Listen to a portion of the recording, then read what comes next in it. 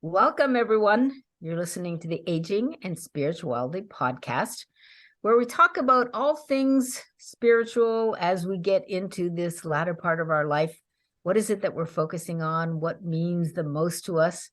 And today we're going to be talking about how to discern between ego chatter and soul guidance. And this is a question that I often get as a coach.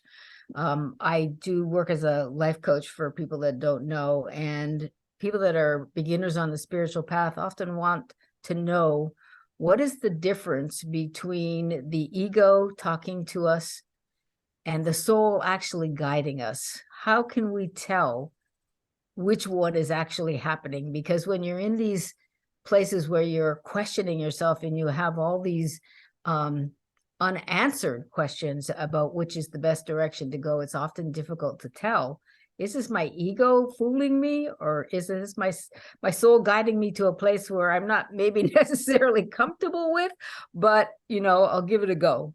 So I actually just wanted to say that one of the most basic things you can do when you get up against this kind of a problem is you can ask yourself, am I feeling fear or am I experiencing love? Because the ego is fear every time. If you're experiencing love, you could very well be soul connected.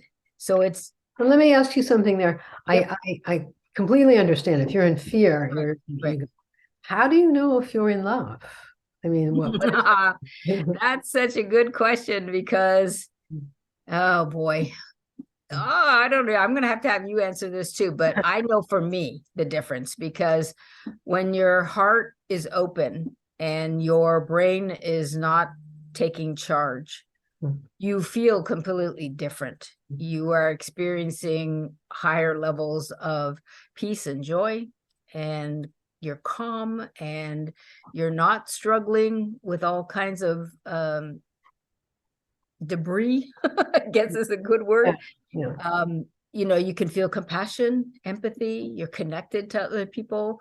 So when the heart is open and you are experiencing that kind of love, I'm not talking about the love that a lot of people think of between man and a woman and the romantic, giddy adventure that they go through when they meet each other. It's a very distinguished from that. For me, love is a verb. So what would you say to answer that question? Yeah, I would say there's a softness to it. Yeah. There's an absence of fear, and there's a sense of upliftment. You're wanting to uplift the others who are involved. There's a sense of selflessness. Right. That's a very good point. Selflessness. There's a sense of also wanting to connect and help other people. Yeah. It's not just about you. Right. It's just not just about you. That's definitely an indicator that you're connected to your soul, is when you have empathy. That's a big indicator. So let's just talk a little bit about ego versus your soul in terms of what now that we just talked about what love means. What I always talk about ego as being your perceived sense of self. That was how we were taught, from our yoga lessons. So let me just ask you, that's a great place for you to come in as a teacher and say, what would you define the ego as? I, me, and mine. Okay. Yeah, there you go. No connection, nobody else, just me. Right. What's best for me? It's all about me. That's the extreme ego. There are more subtle layers of it, but when it's not selfless, it's ego generally. No doubt. Very self-centered and self-preoccupied. I love that distinction for selfless. That's really good. I didn't have that down here, so I'm glad that you brought that up. So, okay, so the ego has his purpose. We're bashing the heck out of it. It does have its purpose. It has survival instincts and modes that really help us through life. So it's not a terrible thing. We're not telling you to crush it and wipe it out of your life, but we are saying don't let it crush you and wipe out your life. That's for sure. We don't want the ego running the ship. We definitely want to be soul connected. So it's hard to be connected to your soul when you're in fear. That's the big distinction, I think, that you have to understand. If you're in fear, the ego's involved in any way, it's going to be very difficult for you to connect to soul. So it's a completely different level of energy, right? So it's going to be hard for you to do that. We need to be at a higher vibrating level to be able to be soul connected. So let's just take an example of what it feels like when the ego's operating and it's holding you back. So, for example, I'll give you examples from my experiences. When you realize that you're in fear, that the ego has really got a hold of you, and you know that it's holding you back, you're feeling stuck in your life, and there's something that's just there, literally holding you back because of the old beliefs or old habits that you have going on.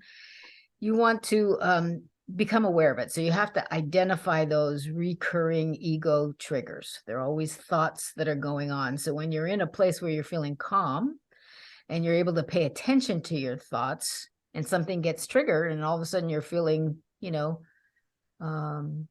afraid or angry, or what other emotions do you have? Irritated, you're in this shell of being yourself all again, you're not out connected and loving people. Then you know that your ego has been triggered. So you want to identify those specific patterns, and they're probably patterns that you've been playing in your mind your entire life, and maybe lifetimes before that you brought in with you. Yeah, and that's the key there, that some of these are very old patterns. So, are you going to tell us how we can get out of these patterns? We're definitely going to get there. And if I don't get there the way you want, please remind me. So, because I was just going to, reiterate that a lot of these are coming from childhood, past lifetimes, or imagined scenarios that haven't even happened. So you really want to know where they're coming from. You want to identify those patterns, and now you have a chance to let them go. So that next step of letting go involves, I'm just going to call it a pattern interrupt. You're going to create something different. Instead of responding, viscerally and mentally and emotionally the same way that you did before, you're going to create something entirely new. So let's say, for example, I'm going to give you one from my past. Say that I used to always think that I was never good at making friends. That was a pattern that would run through my mind often, because it wasn't natural for me. I was always focused on business or, creating something in my life, right? The ego was like so busy with me, making money, making business, making blah, blah, blah, blah, all over the place. My job, my business, my life. Yeah. So when I would, be calm long enough, I'd realize, all these other parts of my life had not been taken care of. I didn't take time to make friends. I didn't take time to do things that, normal people did. So that made me often feel really like a victim, like I'm all alone and blah, like poor me kind of thing. So I realized that was of my own making. I had created that all on my own. So once I could acknowledge that, I could let go of it. I could say, there's nothing wrong with your ability to make friends. You just got to let go of the idea that you can't and start asking, how do I do this? What is the next step for me to do? Replace it with a new mentality, a new openness, a new receptivity to being different in that kind of a situation. So that's the kind of example that I'm talking about, letting go of the ego, letting the soul guide you into doing other things. So, Chris, have you got an example? I have one other that is a trigger about money, but I'd love to hear what you could say about an example like that. One of the things I think people get caught up in is when we try to shift from ego to soul, we're not sure if something is a soul response or night. Right. And I think that's where you have to check it out in the light of day, and you have to look, is this beneficial to others and the people around me? Is this going to be beneficial to the situation? Or, and it may feel uncomfortable. It might feel uncomfortable if you've been used to making ego decisions. Right. So, you have to, you're going to have to experiment with it a bit in the beginning, you know. Yeah. It's Well, not because that's like a that's bolt of lightning that says, okay, I'm coming from your soul, you know. right. Well, I mean, life leads you into those situations, right? Because, like me going for years with my head down, just, Mm-hmm. trying to get ahead and do what I did. Eventually, I got to a place where I needed other people. I Mm-hmm. needed to be able to work with them, or I Right, needed, right, or wanted to have friends, right. like life was like, wait a minute, there's this little thing over here that you haven't even figured out how to do this, Mm. right? And so the ego would just get irritated by that. Like, I don't need that. I can just keep going down this road doing what I do. But no, no, no. Over here, the soul's saying this is your opportunity to grow. This is what you need to learn to do to be better at this, connecting with people, loving people. Yeah, This, and you see the results. You know, yeah, that's what I mean. Check it out in the light of the day.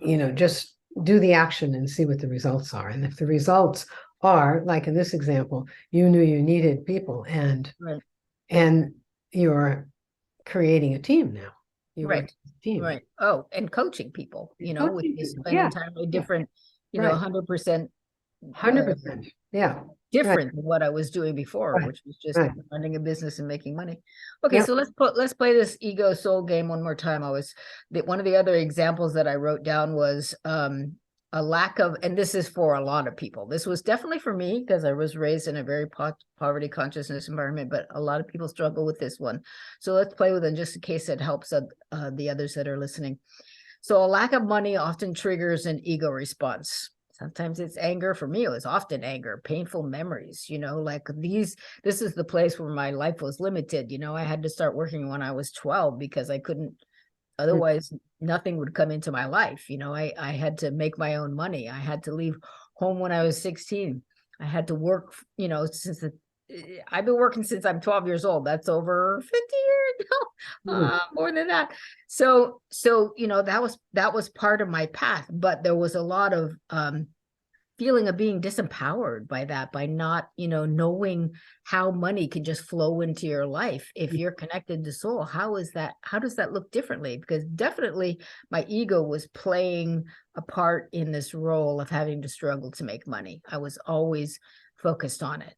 So let's take that for an example and say, okay, how does the soul guide you into understanding if you're living in the flow, if you're living in spiritually connected, how does money work? What do you think? Well, money, yogis say that money is an energy. Right. And, our thoughts and our feelings that we put out, our consciousness creates a response. What comes And back? so money is a response. Right. It's an energy flow. And a lot of times we shut that off because we think we can't. Or like you said, old habits of, I have to do this grind to just do it. And Right. it's not open to flows of money in different directions, how they might come. So how would that look differently? Like both you and I worked jobs our whole life. I've been an entrepreneur my whole life. And it's kind of like, well, those were the things that brought us what we needed: roof over our head, food in our tummy, all those things that you have to do. And how is that being in flow? Is that enough Yeah. that Yeah, I think it was being in the flow. I mean, those jobs we had were what we needed at that time. right, I came out of, I worked on my own. I was worked as a consultant, and then I went through a divorce, and I needed to go full time right, really fast, and something just right came to me, and it's like pretty much every time, every one of those jobs, there was some reason I needed something different, and it came, and right. so that's what I needed at those times. So, And so yogi's life is kind of like you work to a place where your needs are taken care of, and then there's a little extra in the bank. It's not something where you're like struggling to win the right, lotto or have millions all the time. right. You just enough so that you and yours are taken care of. Taken care of. Yeah, you're taken care of so that you're not thinking about that. Right. You're sitting down to Spending all your time meditate. thinking about making money. Yeah. Right, right. You're not That, thinking about that making money. definitely will take you away from spirit. Right, right, exactly. Exactly. Okay. All right. Good one. That's a good one. I hope people who are struggling with money, and I know Christmas time is a very emotional time. We're coming up to Christmas. Mhm. And money can be a struggle for some people. So I'm hoping that helps you, be more calm and soul-centered about the whole question of money. So, and this is an interesting one. You can comment if you want. It's kind of like when you learn to make those distinctions, you're developing a way of discerning the differences between the ego and the spirit in your own life. They're unique to who you are, right? And then you start getting bits of moments where you learn how to live in harmony. You have that balance of body, mind, and spirit, and you have to get used to it. You have to notice that it's happening, right? And you have to say, "Ooh, this is good. I like this." Appreciate it. Appreciate it. I mean, Yeah. I get a chill. I even chose just saying the words, like, yes, Yeah. Yeah. appreciate it. So that's what I really wanted to land on at the end of this conversation, and that is to really notice those moments when soul breaks through and you feel connected. Appreciate those so they can grow and they can continue to lead you down the right path, guide you with every step. That's how your spiritual path should feel, like you're being guided with every step. So appreciate that harmony that you are developing. Really relish the joy, the expansion of your heart, how great it gets to be. Eventually, that's pretty much all you're focusing on, right? You're just in gratitude and Yeah. joy and Yeah. appreciation all the time. So I hope that encourages you to know that that's what's coming. And if you're experiencing a little bit of it now, you can have it all the time. Just keep going, keep weeding out the ego, keep allowing them spirit to move in and guide you where your soul wants to take you. Yeah. That's great. That's perfect. And you'll love it. You're going to Yeah. love it. Oh, yes, you will. We're living examples of that. That's for sure. Every day is a blessing. So Every day is a blessing. And on that, we will end. Merry Christmas, everyone. Hope you have an amazing holiday time with your family and loved ones. And we'll see you probably the week before New Year's. yeah, we'll All see you right. again. Okay. Take care. Bye. Bye.